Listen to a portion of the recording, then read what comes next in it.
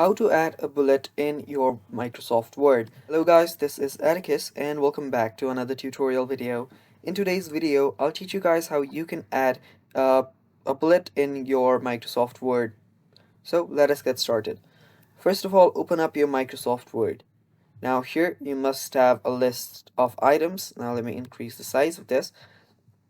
So the first way you can add a bullet is simply select all of the items that you want to add a bullet to, and you will see the bullet option on the top here.